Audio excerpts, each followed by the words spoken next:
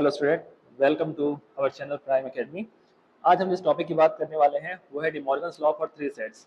इसके पहले हम लोग लास्ट क्लास में डिमॉर्गन्स लॉ फॉर 2 सेट्स को देखे थे। आज हम जो है 3 सेट के ऊपर डिमॉर्गन्स लॉ को होल्ड करने की कोशिश करेंगे। यहाँ पे जो फर्स्ट कंडीशन है वो है a minus B union C is equal to a minus B intersection a minus C, and second one is a minus B intersection c is equal to a minus B union a minus c।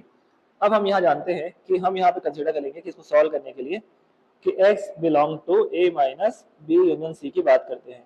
इसका मतलब ये होता है by definition of difference between two sets कि x जो है वो a का तो एलिमेंट है, बट x जो है वो b यूनियन c का एलिमेंट नहीं होगा।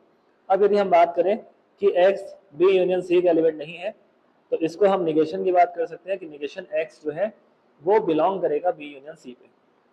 निगेशन x वो बिलोंग करेगा b यूनियन c पे। इसका मतलब ये निकलता है कि x a का एलिमेंट है और निगेशन ऑफ x, या हम ऐसा बोल सकते हैं कि यहाँ पर निगेशन x जो है वो b का भी एलिमेंट है और x जो है वो c का भी एलिमेंट होगा।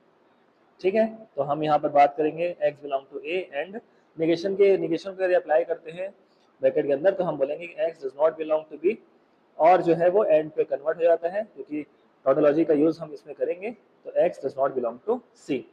अब हम यदि बात करें तो हमें ध्यान से देखने ये मिल रहा है कि x जो है a का तो एलिमेंट है और x b का एलिमेंट नहीं है। वैसे ही x a का एलिमेंट है but x is not element of b, x is not element of c x is not the element of c.